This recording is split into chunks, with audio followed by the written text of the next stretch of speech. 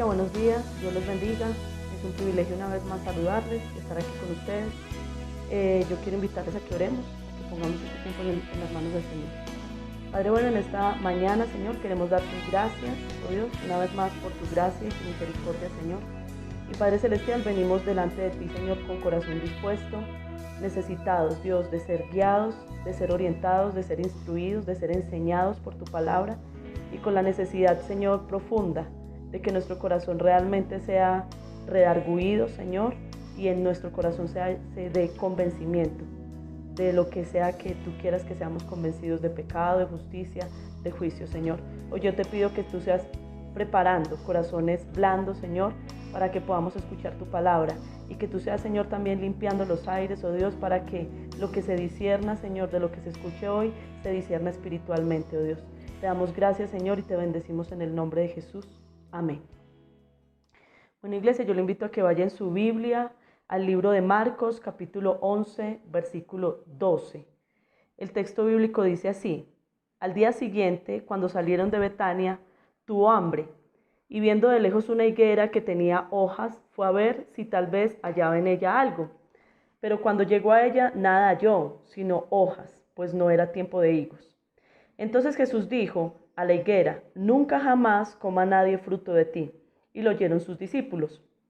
Vinieron pues a Jerusalén, y entrando Jesús en el templo comenzó a echar fuera a los que vendían y compraban en el templo, y volcó las mesas de los cambistas y las sillas de los que vendían palomas, y no consentía que nadie atravesase el templo, llevando utensilio alguno.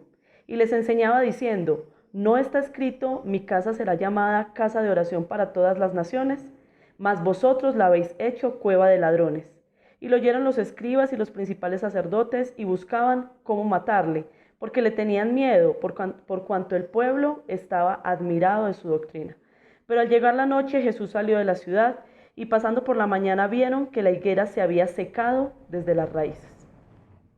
Bueno, Iglesia, el tema que el Señor pone en mi corazón el día de hoy es un tema bastante profundo, en el sentido de que es fuerte para nosotros como pueblo escuchar a veces las cosas que no le están agradando a Dios de nuestra vida, que no le están agradando a Dios de nuestro corazón. En tiempos anteriores yo he compartido acerca de este texto, enfocando un aspecto diferente al que vamos a estar mirando hoy. Y por eso he querido titular esta predicación: apariencia engañosa. Apariencia engañosa. El texto bíblico nos muestra que Jesús tuvo hambre, dice ahí en el versículo 12, que es como lo primero con lo que arranca el texto bíblico, diciéndonos que Jesús tuvo hambre. Y es interesante porque no siempre se menciona estas características de Jesús. En muchas ocasiones, por ejemplo, en la mujer samaritana, él tenía hambre, pero eso no era tan trascendental. En este texto es trascendental que él tenía hambre. ¿Y qué es el hambre? El hambre es una necesidad de comer excesiva, es una necesidad del ser humano, es una necesidad básica del ser humano. Pero de alguna forma el texto bíblico está llevándonos a observar que así como Jesús tenía hambre física, él también observaba en muchos hombres hambre espiritual, y que muchos hombres accedían al templo para buscar la forma de satisfacer esa hambre espiritual. Pero yo quiero que usted se haga una pregunta en este momento para comenzar esta enseñanza: es si hoy alguna persona se acerca con hambre espiritual al templo, si hoy la humanidad se acerca con hambre espiritual al templo, ¿qué encontraría hoy? ¿Qué encuentra hoy? Para muchos de los que están oyendo esta enseñanza, ya conocen este texto y saben que la higuera se secó, y ahorita lo acabamos de leer. Pero si el hombre se acercara hoy en día al templo, ¿qué encontraría? Así como Jesús no encontró fruto en la higuera, el hombre con hambre espiritual, ¿encontraría fruto en la iglesia? ¿Encontraría fruto en el templo o no lo encontraría? Eso es lo que vamos a estar evaluando hoy. Entonces, en primera instancia quiero hablarles de una higuera de apariencia engañosa. Y yo quiero que usted observe ahí el versículo 13. El versículo 13 dice: y viendo de lejos una higuera que tenía hojas. Entonces Jesús desde lejos alcanzó a ver que la higuera tenía hojas. Ahora vamos a hablar un poquitico respecto a la higuera. ¿Por qué? Porque Dios en la palabra compara a su pueblo a veces con una higuera. Y para eso yo quiero invitarlo a que usted vaya a Jeremías capítulo 24.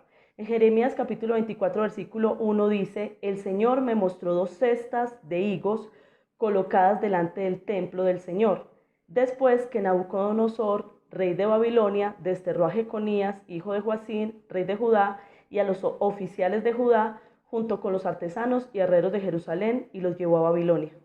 Entonces está diciendo que Jeremías tuvo una visión en donde el Señor le mostró 2 cestas con higos, pero luego sigue diciendo el versículo 2, una cesta tenía higos muy buenos, como los primeros higos maduros, y la otra tenía higos muy malos, que de podridos no se podían comer.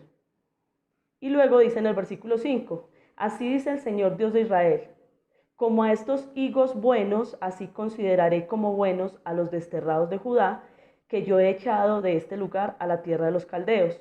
Pero como a los higos malos, versículo 8, que de podridos no se pueden comer, así dice el Señor, de la misma manera abandonaré a Sedequías, rey de Judá, a sus oficiales, al remanente de Jerusalén que queda en esta tierra y a los que habitan en la tierra de Egipto. Entonces lo que está diciendo es que Dios está mirando dentro de esa higuera que hay higos buenos y hay higos malos. Y está comparando a los higos buenos con el pueblo de Judá que se está dejando tratar por él y que está siendo deportado a Babilonia para vivir un proceso de formación allá en Babilonia y poder luego venir a vivir un proceso de restauración volviendo a Jerusalén. Pero está comparando los higos malos con las personas que se rebelaron, que no dejaron que Dios los tratara, sino que dijeron, nosotros nos quedamos en Jerusalén o huimos a Egipto, y entonces Dios dice, no, son higos podridos porque no se quieren dejar formar. Entonces podemos observar que en la Biblia en algunas ocasiones Dios compara a su pueblo con la higuera, ¿cierto? Pero entonces en este momento vamos a mirar qué características tiene una higuera, en donde nosotros podríamos decir, como pueblo de Dios, nosotros también tenemos esas características. Como pueblo de Dios, Dios ha formado también en nosotros esas características para que seamos una higuera muy buena, para que seamos una higuera muy productiva. Entonces yo le voy a contar algunas cosas respecto a la higuera. Por ejemplo, la higuera en la tierra palestina se puede localizar en cualquier parte y es muy interesante, pero en la Biblia es el primer árbol que se menciona. Usted lo ve cuando Adán y Eva se cubrieron, de su desnudez se cubrieron con hojas de higuera. Entonces uno la ve en todo el transcurso de la Biblia y también la encuentra en toda la tierra de Palestina. Yo podría decir que si fuéramos a observar el pueblo de Dios, está regado por toda la tierra, está en todas partes. En todas partes hay personas que invoquen el nombre de Dios. En algún tiempo atrás, hace muchísimos años atrás, se hablaba de la ventana 1040 y se hablaba de regiones donde el evangelio no ha llegado. Y se dice, porque la palabra dice que hasta que no sea predicado la tierra hasta lo último, hasta que no sea predicada la palabra hasta lo último de la tierra, no viene el fin. Pero es que el fin ya se está acercando. O sea que si hay algo que falta por predicarse, si hay algún lugar en el que falte por predicarse, es poquito. Entonces, en general, nosotros podemos ver en casi toda la tierra a creyentes, a personas que han recibido a Cristo en su corazón y le han entregado su vida. Esa es una característica que tiene la higuera. Otra característica que tiene la higuera es que resiste condiciones climáticas extremas y puede crecer en cualquier terreno. Y eso le pasa a un cristiano. Cuando una persona ha sido renovada y salvada por la sangre de Jesucristo, es capaz de resistir cualquier condición climática y es capaz de crecer en cualquier terreno. Puede tener situaciones muy difíciles, puede pasar por circunstancias muy duras, pero la fe en Jesucristo le ha fortalecido de una forma tan grande que es capaz de soportar muchísimas cosas. O sea, Dios a través de su palabra y de su espíritu nos adiestra para tener la resistencia en muchas situaciones diferentes, adversas. Entonces, en eso también somos parecidos a la higuera. ¿En qué otro aspecto somos parecidos a la higuera? La higuera tiene una característica y es que la raíz es muy fuerte. La raíz de una higuera es demasiado fuerte, es tan fuerte que puede romper el suelo, que puede romper rocas, que puede romper paredes. O sea, eso es algo que a mí me pareció impresionante. La raíz es tan fuerte que puede romper. Entonces, ¿qué sucede? En ese proceso, nosotros tenemos que mirar que si nosotros, ese pueblo, somos como esa higuera, sabemos que Jesucristo es nuestra raíz, es nuestro eje, ¿cierto? De donde nos fundamentamos. Y podemos decir que es Él y su palabra son fortísimos, pueden derribar, pueden romper lo que sea. Pero también dice que su crecimiento, o sea, el crecimiento del árbol de higuera va a la par del crecimiento de las raíces. Es decir, que a medida que la raíz del árbol de higuera crece, crece también el árbol. Y eso es algo que se cumple en la palabra de Dios sobre los hijos de Dios. La palabra de Dios dice que si nosotros meditamos en la palabra de Él, seremos como árbol plantado junto a corrientes de agua, que da su fruto a su tiempo y su hoja no cae. ¿Cuál es la característica de ese árbol que es sembrado junto a corrientes de agua? Que tiene unas raíces muy profundas, que tiene unas raíces muy fuertes, muy agarradas a la tierra, gruesas, ¿cierto? Porque tiene aguas que lo ayudan a crecer y a ser un árbol grande, ¿cierto? Y entonces, ¿qué vemos? Que la medida en que ese árbol tiene raíces fuertes también, su exterior es fuerte y da frutos buenos. Así de la misma manera nosotros, cuando nosotros nos fortalecemos en nuestra relación con Dios, como higuera, también vamos creciendo bastante externamente como higuera. Otra característica que tiene es que se debe cultivar cerca de paredes que la limiten para que sea más fructífera. Hay una característica que tiene la higuera y es que cuando está creciendo en campo abierto, su capacidad de dar fruto es menor que cuando tiene delimitado terreno a través de paredes. Allí como que eso lo forza a producir más. Y asimismo el pueblo de Dios siempre va a necesitar límites y va a necesitar normas para poder crecer espiritualmente. Y entre más entienda esos principios que Dios le pone como límites, más fruto va a poder producir. Y por último, la higuera es símbolo de seguridad, prosperidad, paz y sus frutos excelentes para la salud.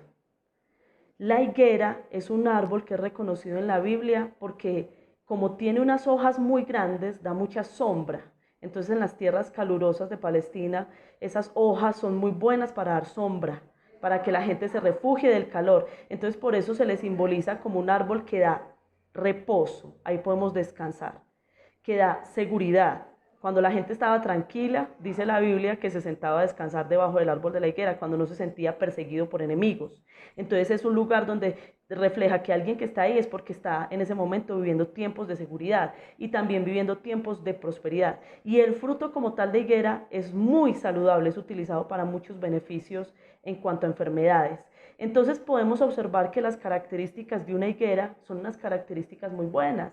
Y si nosotros como árboles de higuera, nosotros representando, Dios nos representa o nos compara con ellos, está diciendo, yo a ustedes como creyentes, a ustedes como mi pueblo, yo los he formado muy fuertes, yo les he dado muchas capacidades, los he rodeado de muchas fortalezas, de muchas cosas que los pueden ayudar a vencer todos los tropiezos, todas las dificultades que ustedes puedan atravesar. Yo los he hecho un árbol valeroso, un árbol valioso, un árbol lleno de un montón de bendiciones, de características de bien. Pero ahora vamos a observar cómo es la productividad de esa higuera que Jesús maldijo. ¿Cierto? Entonces, volviendo al versículo 13, el versículo 13 dice, y viendo de lejos una higuera que tenía hojas, fue a ver si tal vez hallaba en ella algo, pero cuando llegó a ella, nada halló, sino hojas, pues no era tiempo de higos. Entonces, ahora no vamos a hablar de las características de la higuera, sino que vamos a hablar de la forma en que la higuera se reproduce. ¿Cierto? Entonces, la higuera, supongamos que es un árbol que ya dio fruto anteriormente, ¿cierto? Entonces tiene unas ramas ya que han dado fruto. Entonces lo que se enseña es que en el mes de febrero más o menos, esas ramas viejas, esas ramas anteriores de la cosecha anterior, empiezan a dar brotes, ¿cierto? Para empezar a dar frutos. Empiezan a dar brotes en febrero. Y más o menos 2 meses después, pongamos que si esos brotes los empezó a dar a finales de febrero, significa que más o menos a finales de abril o comenzando mayo, salen las hojas de la higuera, ¿cierto? El árbol se comienza a llenar de hojas por todas partes, ¿cierto? Y significa que más o menos terminando mayo, comenzando junio, ya va a empezar a dar los frutos en forma. O sea, esos brotes ya crecieron a forma de que es un fruto maduro, ya se puede arrancar y ya se puede consumir. ¿Ok? Ahora, Jesús, según el texto bíblico y según lo que observamos en el versículo 15, se aproximaba a la Pascua. Para los judíos, la Pascua era en el mes de Nisán. Y el mes de Nisán en nuestro calendario arranca más o menos el 20 de marzo y termina más o menos el 20 de abril. Entonces, si él estaba en el tiempo de la Pascua, significa que Jesús se acercó al árbol de higuera más o menos a finales de marzo. Entonces yo quiero que pensemos en lo siguiente. Si ya para este momento el árbol tenía tantas hojas, tenía hojas, primero que todo, eso significa que empezó a llenarse de hojas muy rápidamente, ¿cierto? Muy, podríamos decirlo como muy prematuramente, o sea, como que creció más rápido de lo que se pensaba, avanzó más rápido de lo que se pensaba. Pero entonces significa que esos brotes que estaban allí, que se formaron desde febrero, ya debían estar grandecitos y ya de alguna forma, aunque todavía no era tiempo de cosecha, sí podría haber la posibilidad de tener algo que arrancar y comerme. Pero resulta que Jesús se acerca, ve al árbol lleno de hojas, pero cuando va y mira y empieza a buscar entre las hojas, no encuentra nada. No encuentra ni siquiera esos brotes ahí pelechando, ya como que diciendo, ya puedes como morder un poquito. No encuentra nada. Entonces, ¿qué es lo que está reflejando la productividad de esa higuera? Que tiene una apariencia de que va a ser productiva, pero no lo es. Y lo que sucede es que al ya estar lleno de hojas y no mostrar brotes, significa que se va a quedar así. Ya no va a dar fruto, se va a quedar simplemente siendo un árbol de hojas. Entonces, por eso es que dice ahí el Señor que no halló nada. Entonces yo quiero que nosotros analicemos un poquito eso. ¿Por qué? Porque entonces empezamos a pensar en una apariencia engañosa. ¿Y cuántas veces nosotros como cristianos estamos dando una apariencia engañosa? Es decir, estamos pareciendo que somos árboles fructíferos, que estamos dando fruto como cristianos, pero resulta que hay muchas hojas en el árbol que quizás aparecieron prematuramente. O sea, hay personas que llegan a la iglesia, llegan al evangelio y uno los ve como que rápidamente crecen espiritualmente, como que rápidamente yo creo en el Señor y yo tengo mucha fe y yo obedezco a Dios y esto, pero cuando uno va a escarbar y va a empezar a buscar un poquito, es un crecimiento prematuro porque realmente no están dando fruto. Pero el problema es cuando también pasan tiempos y tiempos y tiempos y el árbol, ese árbol que eres tú o que soy yo, ese cristiano, sigue teniendo muchas hojas, sigue aparentando que da mucho fruto, que es una persona que refleja mucho a Cristo, pero cuando se va a mirar no hay fruto. Eso es lo que Jesús está inquietándose. Y eso es lo que Jesús está diciendo. O sea, ¿cómo es que yo como higuera te he provisto de tantas características para que tú seas un árbol muy bueno y tú en este momento, en vez de estar produciendo fruto, no lo estás haciendo, pero en cambio aparentas como si sí estuvieras dando fruto? Ahora, el texto bíblico nos empieza a introducir en el versículo 15 en la historia del templo, ¿cierto? Y entonces ahora vamos a tener en cuenta el versículo 15 al versículo 18, porque entonces ahora lo que vamos a empezar a mirar es que el pueblo de Dios también tenía una apariencia engañosa. El pueblo de Dios en ese momento también tenía una apariencia engañosa. Parecían muy espirituales. ¿Y por qué parecían muy espirituales? Porque estaban muy metidos en la iglesia, en el templo. Perdón, hago la corrección porque ya estamos en estos días diferenciando mucho entre lo que es templo y lo que es iglesia, ¿cierto? Entonces, estaban muy metidos en el templo, hacían mucho sus oraciones, sus rogativas, sus ayunos, sus diezmos, sus lecturas y todo esto, pero ¿qué había en el fondo? Cuando Jesús empezó a escarbar para buscar fruto, para él poder quitar su hambre, cuando el pueblo, la humanidad empezó a buscar en ese templo el fruto para quitar su hambre, ¿qué encontró? Y eso es lo que vamos a empezar a mirar. ¿Qué encontró? Ahora, quiero hacer una aclaración en este momento. Ahí en el versículo 15 usted observa la palabra templo, luego la vuelve a repetir en el versículo 16, inclusive en el 15 la menciona 2 veces. Hay 2 términos en el Nuevo Testamento para la palabra templo. Y aquí en este texto solamente vamos a usar uno, y es el término hierón o hierón. Listo, el templo estaba diseñado de la siguiente forma. El templo era muy grande Y para los que han sido católicos, conocen muy bien lo que es el atrio de la iglesia, ¿cierto? El templo, ¿cierto?, de los judíos también manejaba atrios, ¿cierto? Entonces, ¿cómo se hacía? Había un terreno muy grande amurallado que significaba, o que rodeaba, perdón, el templo. Y dentro de esa muralla, entonces, primero, ya en el diseño, en el edificio del templo, primero lo que la gente se encontraba cuando entraba al templo era el atrio de los gentiles. Era un espacio, ¿cierto? Como un patio, yo me lo imagino hoy como lo que sería el muro de las lamentaciones en Jerusalén. Ese patio o ese atrio tenía acceso todo mundo, inclusive aquel que no fuera judío. Por eso se llama el atrio de los gentiles. Después de eso, dice que había como un murito, como una pared baja.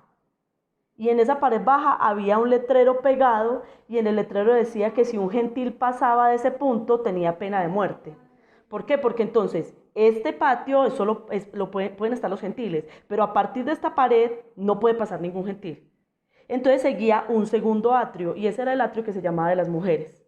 Y allí podían estar las mujeres escuchando la palabra, las mujeres judías. Luego seguía un tercer atrio, que era el atrio de los hombres, y luego seguía un último atrio, que era el atrio de los sacerdotes. Y ahí era donde estaba el segundo templo, o sea, el lugar donde los sacerdotes ofrecían y hacían toda la liturgia. Eso era lo que se llamaba el otro templo, el segundo término de templo. Ese era el segundo templo. ¿Ok? Hoy vamos a hablar acerca de este primer templo.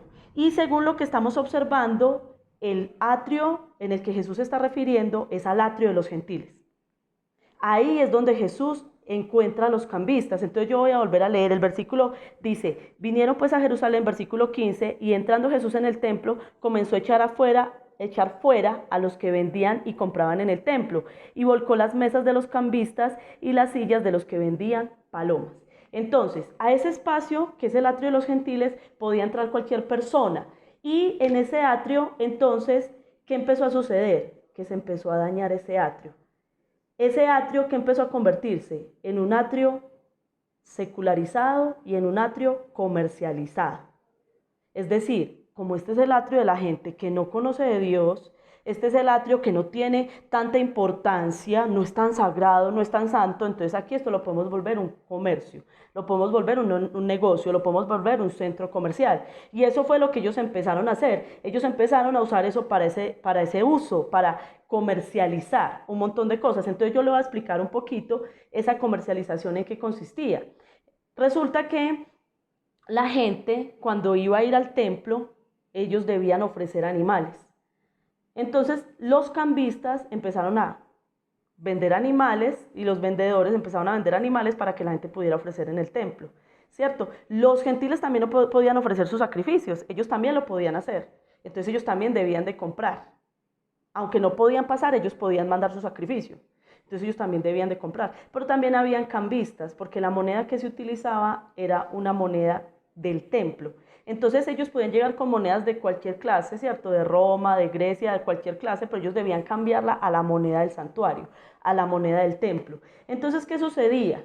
Ellos llegaban con este dinero, ¿cierto? Y lo debían de cambiar, y dice la ley que ellos debían de dar 7 pesetas, dice acá, que tenían que pagar un impuesto al templo que costaba medio ciclo, y eso era igual a 12 pesetas.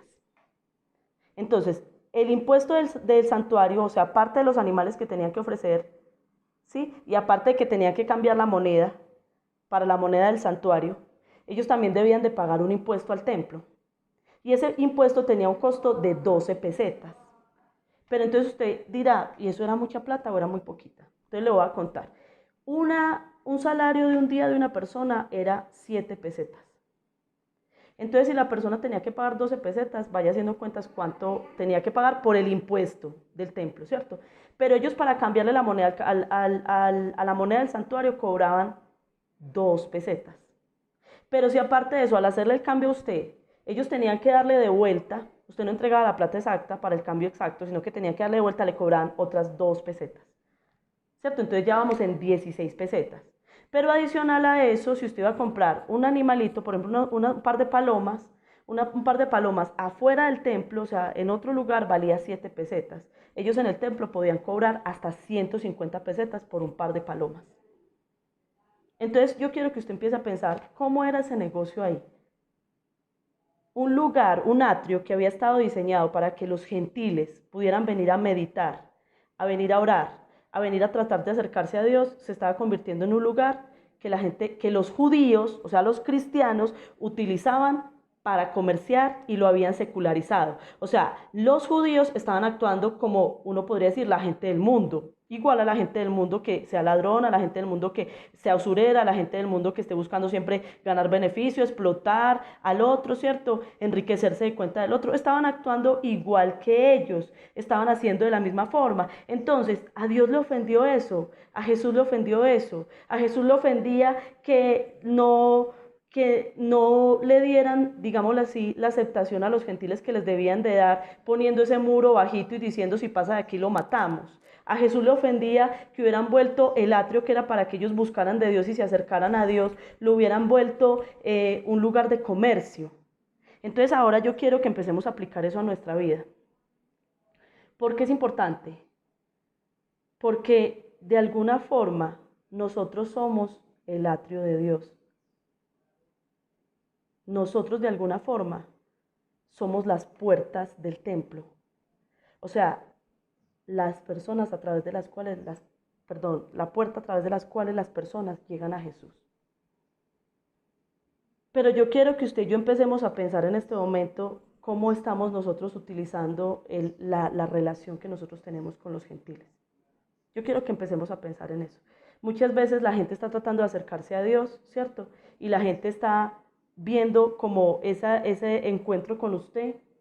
Yo sé que a usted le ha pasado muchas veces, ese encuentro con usted, como usted me puede dar un consejo por esta situación que estoy pasando. Usted puede orar por mí para esto este problema que tengo que resolver. Usted me puede guiar en la palabra qué dice Dios acerca de esto. Yo siento que yo no merezco acercarme a Dios. O sea, ellos viven un espacio de preparación y meditación, por decirlo así, cuando se acercan a nosotros. Pero ellos, ¿qué están encontrando en nosotros? ¿Cómo son nuestras relaciones con los gentiles? ¿Qué tanto el mundo nos ha vuelto iguales de comercializantes o comercializadores? Que en este momento muchas veces no nos importa herir a otras personas con tal de mis negocios sacarlos adelante, de lo que yo quiero hacer sacarlo adelante. ¿Cuántas veces nosotros hemos explotado a los pobres y hemos visto a los inconversos como un objeto? ¿Cierto? Yo me puedo beneficiar de este, yo puedo sacar provecho de este, yo puedo utilizar este para que me haga este favor, yo voy a utilizar esta rosca para que pueda conseguir esto. ¿Cuántas veces nosotros hemos hecho eso? Y yo quiero que pensemos en eso.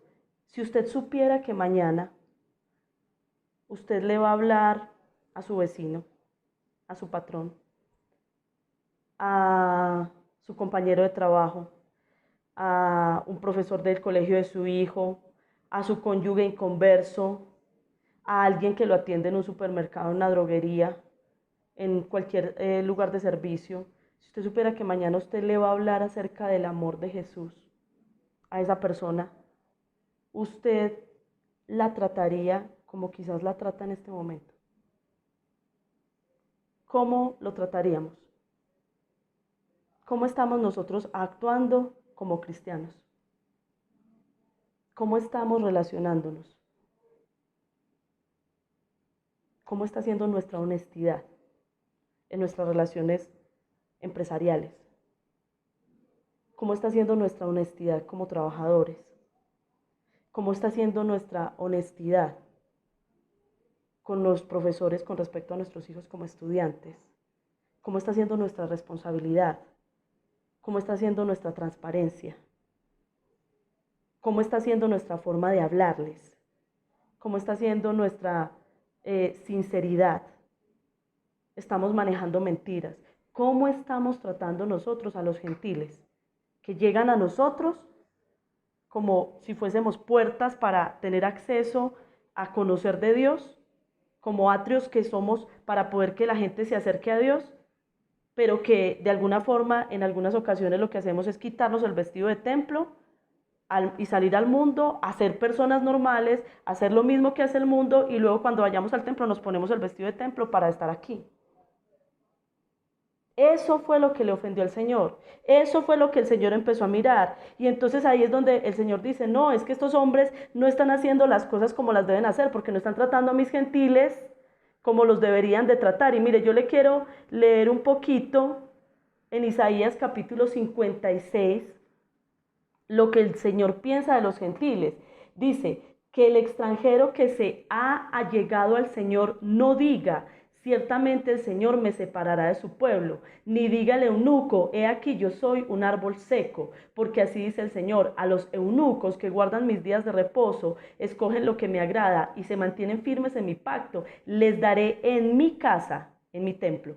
Les daré en mi casa y en mis muros un lugar y un nombre mejor que el de los hijos y el de las hijas. Les daré nombre eterno que nunca será borrado. Y a los extranjeros que se alleguen al Señor para servirle y para amar el nombre del Señor, para ser sus siervos, a todos los que guardan el día de reposo sin profanarlo y se mantienen firmes en mi pacto, yo los traeré a mi santo monte y los alegraré en mi casa de oración. Sus holocaustos y sus sacrificios serán aceptos sobre mi altar, porque mi casa será llamada casa de oración para todos los pueblos.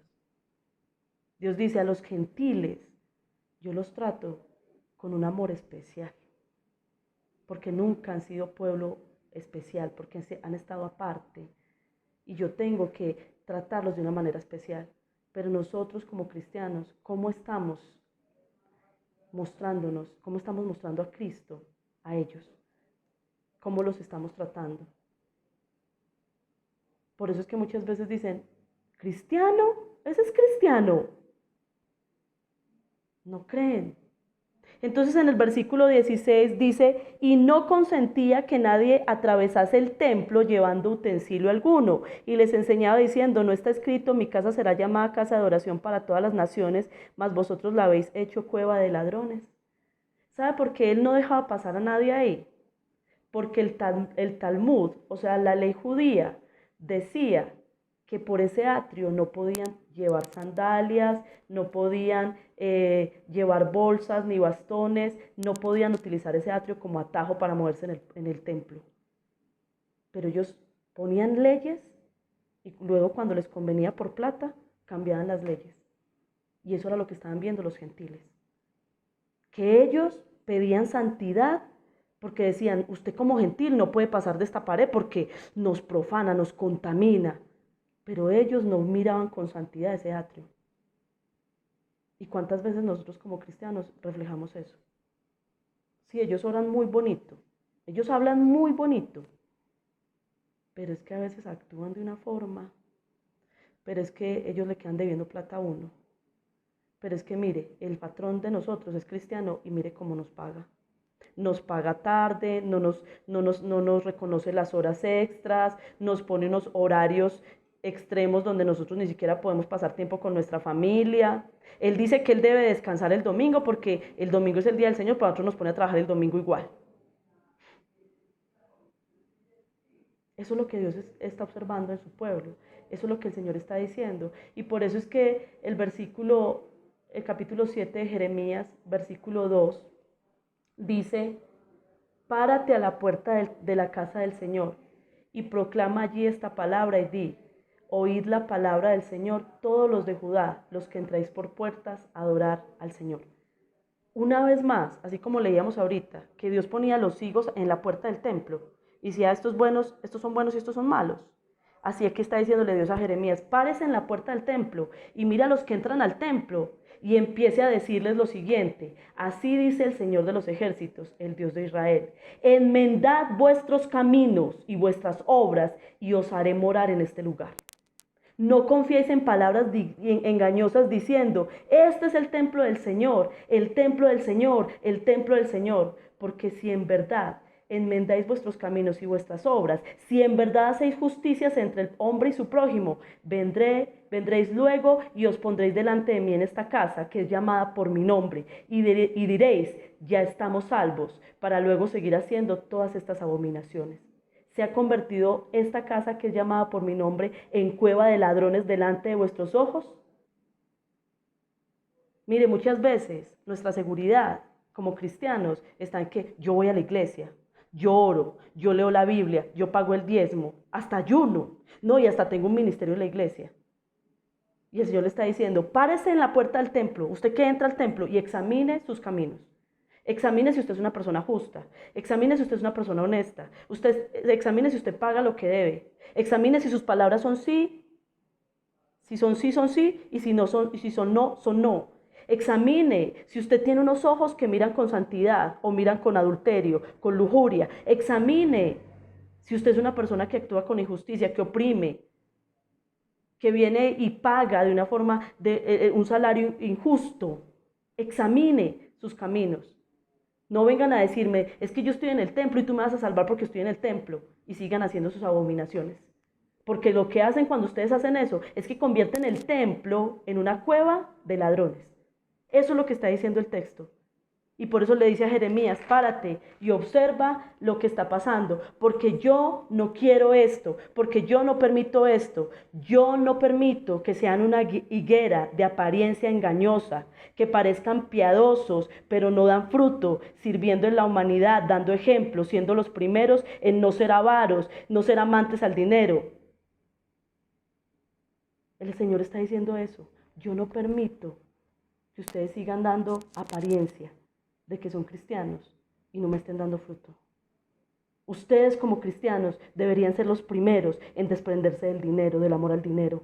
Ustedes deberían ser los primeros de estar sirviendo en medio de esta pandemia. Ustedes deberían de ser los primeros en estar despojándose de ese apego que tienen a las cosas materiales, en estar dando, en estar ayudando, en estar produciendo fruto. No permito, dice el Señor, que ustedes sean higueras de apariencia engañosa. No lo permito. Y por eso es que el texto termina diciendo que Dios desecha la apariencia engañosa. Versículo 14. Entonces Jesús dijo a la higuera, nunca jamás coma nadie fruto de ti. Nunca jamás coma nadie fruto de ti.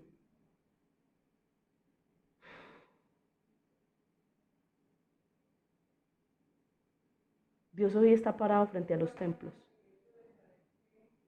Y Él está diciendo, yo ya no quiero gente religiosa. Y por eso declaro, nunca jamás coma nadie fruto de ti. Mire, Dios está enojado. Y mire, cuando Dios estaba enojado con el pueblo, con su pueblo, en el Antiguo Testamento, Dios empezaba a traer destrucción. Y es tan tremendo que los primeros árboles que se mencionaban, que eran destruidos, eran las higueras. Yo se lo quiero mostrar. Joel capítulo 1, versículo 7. Dice así, he hecho de mi vid una desolación y astillas de higuera, del todo las he descortezado y derribado. Dice, la vid se seca, versículo 12, y se marchita la higuera. Cuando Dios quería reprender al pueblo por su pecado, lo primero que empezaba, de las cosas primeras que empezaba a hacer era destruir las higueras. Por lo que la higuera representa. Y mire, nosotros necesitamos entender que el Señor está reprendiendo a su pueblo, porque en medio de la iglesia se sigue manejando mucho pecado, y ahí estoy hablando de la iglesia, no del templo. En medio de la iglesia se sigue manejando mucho pecado que Dios no se agrada de él. En el versículo 18 de Marcos 11 dice, y lo oyeron los escribas y los principales sacerdotes y buscaban cómo matarle, porque le tenían miedo por cuanto el pueblo estaba admirado de su doctrina. ¿Qué observamos en toda esta reprensión de Jesús? Que los líderes religiosos no reaccionaron ni reflexionaron. Y el pueblo, ay, tan bonito que habla Jesús, como predica de lindo, pero igual tampoco cambió. Porque es que los judíos sabían esos impuestos tan inflados que se manejaban. Los judíos sabían la acepción de personas que se hacía con los gentiles y ellos no decían nada. Ah, es que el pastor dijo. Y entonces la congregación no tiene que hacer las cosas correctamente. El pueblo no cambió y por eso el Señor dijo, esta higuera se seca. Nunca jamás coma nadie fruto de ti. La palabra nunca significa prohibición, Prohíbo.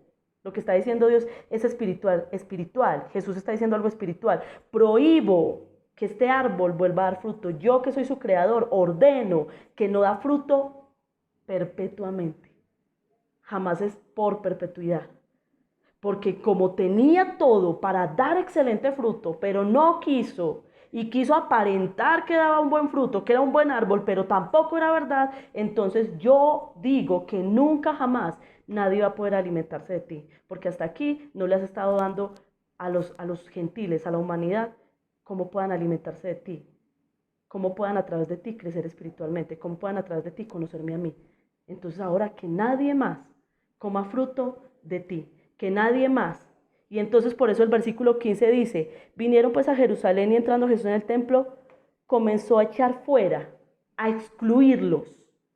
Se van, a desecharlos, porque ustedes no me quieren dar fruto, váyanse. Y los que vendían eran también líderes. Váyanse, ustedes no me quieren dar fruto, yo ya no quiero estar con ustedes.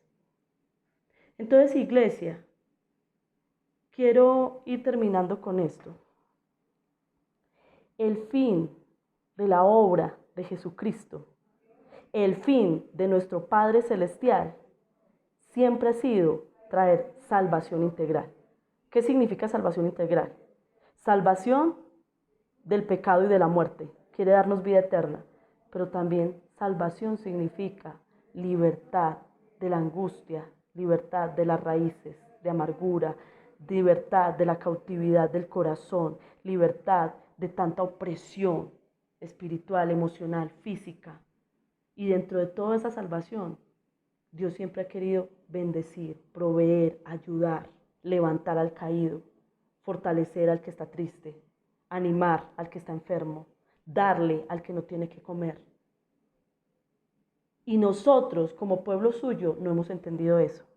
¿Por qué? Porque queremos que Jesús sea con nosotros así. Bendíganos, ayúdenos, levántenos, fortalécenos, restáuranos, sánanos, líbranos, sálvanos, pero no estamos dispuestos nosotros a ser instrumentos para que Dios haga eso con otras personas.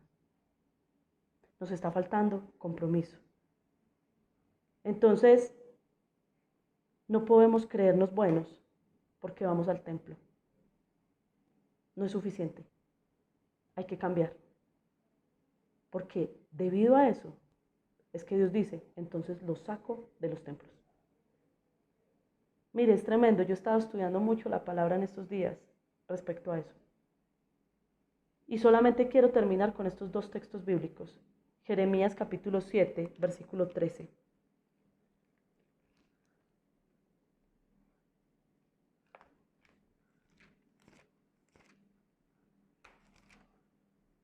Ahora pues, por cuanto vosotros habéis hecho todas estas obras, y este es el texto donde les dijo que son cueva de ladrones, dice Jehová, y aunque os hablé desde temprano y sin cesar, no oísteis, y os llamé, y no respondisteis. Haré también a esta casa, sobre la cual es invocado mi nombre, en la que confiáis, y a este lugar, que di a vosotros y a vuestros padres, como hice a Silo, y os echaré de mi presencia, como eché a todos vuestros hermanos y a toda la generación de Efraín. Por cuanto no quieres escuchar, por cuanto no quieres oír, porque en cuanto quieres seguir mostrándome sacrificios externos, levantar las manos, orar, cantar, escuchar la palabra, pero no estás cambiando en tu corazón, sigues con muchas cosas en tu corazón, sigues siendo injusto con los demás, te sigue faltando prudencia, te sigue faltando aprender a pedir perdón cuando te equivocas, sigues siendo una persona egoísta, soberbia, sigues siendo una persona que no quiere servir a los demás. Por cuanto eso no lo has querido cambiar, entonces yo también quito este templo y te saco aquí, de aquí. Porque como te has escondido ahí debajo del templo, entonces ahora yo te saco. Y mire, lo mismo dice en Joel, y me impacta mucho, no se lo voy a leer, es Joel 1:13. Rasguen sus vestidos y rasguen sus corazones, también les dice. Úntense de ceniza y ayunen y oren, porque he quitado la ofrenda del templo. Porque he quitado. le dice a los líderes religiosos, les he quitado las ofrendas del templo. Ya no hay con qué dar ofrendas en el templo. Para que como líderes religiosos ustedes entiendan que tienen que modificar su cristianismo. Que no debe ser un cristianismo de labios, de predicar palabras muy bonitas, sino que tiene que ser un cristianismo de testificar, de vivir el evangelio, de mostrar un carácter de amor y de servicio, como yo, dice Jesús, que vine a la tierra, un carácter de amor y de servicio. Recordemos, hermanos, y con esto termino, que la palabra del Señor enseña que no vinimos a ser servidos, sino a servir. Mi iglesia, examinemos nuestros corazones, porque Dios está esperando que realmente seamos testimonio a las naciones, que realmente reflejemos a Cristo, que realmente tengamos amor por los demás y ayudemos en estas épocas tan difíciles. Ayudemos a otros, ayudemos a otros, ayudemos a otros. No aprovechemos para quitarle a otros, para sacarle a otros. No aprovechemos para cuando nos digan, hay ayudas en la alcaldía y sin necesitarlas, yo las necesito, yo las necesito. No aprovechemos para decir, yo voy a aprovechar para vender esto bien caro, porque esto es lo que se está pidiendo ahorita. Están pidiendo antibacteriales, están pidiendo tapabocas, están pidiendo, entonces yo voy a aprovechar para vender de esto ahorita, porque es que hay que aprovechar, formar de todo un negocio. Ay no, como en estos días no estamos yendo a la iglesia, entonces ya no es tan obligatorio diezmar, entonces yo ya no hago eso. No aprovechemos, porque es que Dios conoce nuestro corazón. Y por eso es que Dios está reprendiendo a la iglesia. Está reprendiendo a la iglesia más que al mundo, aunque al mundo también Él está reprendiendo a la iglesia. Y por eso es que esta pandemia sigue. Y más cosas, bien. Entonces yo le invito a que oremos, que rasguemos nuestro corazón.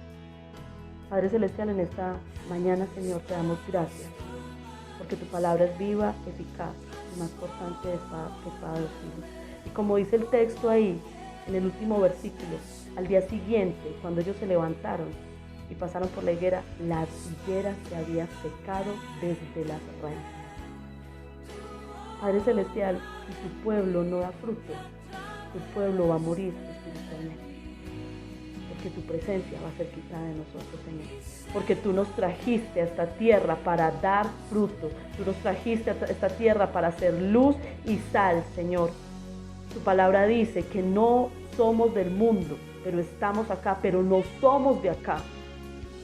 Tú nos dices que tenemos que actuar de una manera diferente al mundo. Tenemos que ser diferentes, Señor. Y yo te pido perdón, no solamente por mis hermanos, por mí misma, Señor. Y te pido, Señor, que me ayudes a hacer luz y sal, Señor. Y que en medio de esta cuarentena, Señor, sigas tratando nuestros corazones para que soltemos la soberbia, para que soltemos la envidia, para que soltemos la indiferencia, para que soltemos el egoísmo, para que soltemos la avaricia, para que soltemos la mentira, para que soltemos el chisme, para que soltemos el estar, Señor, atacando a nuestros hermanos, para que soltemos las raíces de amargura, para que soltemos el amor al dinero, para que soltemos, amado Dios, el apego a las cosas materiales, para que aprendamos realmente a ser creyentes que viven por fe, porque realmente comprenden que el centro de todo eres tú, Señor. Padre Celestial, bendice nuestro Dios, trayendo a nuestro corazón esa capacidad de arrepentimiento para que no seamos higueras a las cuales tú digas, nunca más vas a dar fruto, porque hasta aquí tú no has querido dar fruto. Padre, ayúdanos a no ser, Señor, cristianos de apariencia engañosa. Danos un corazón que realmente, Señor, quiera esforzarse cada día, cada mañana, por reflejar el nombre de Cristo a las naciones. Porque tu palabra dice, ahí en ese texto de Marcos, dice que tu casa sería casa de oración a las naciones. Tú quieres, Señor, es que las naciones se conviertan, Señor. Y por eso te pido, danos un corazón correcto para ser instrumentos útiles para que las naciones se conviertan, Señor. Te damos muchas gracias, Señor. Y te damos la gloria y la honra a ti, en el nombre de Jesús. Amén.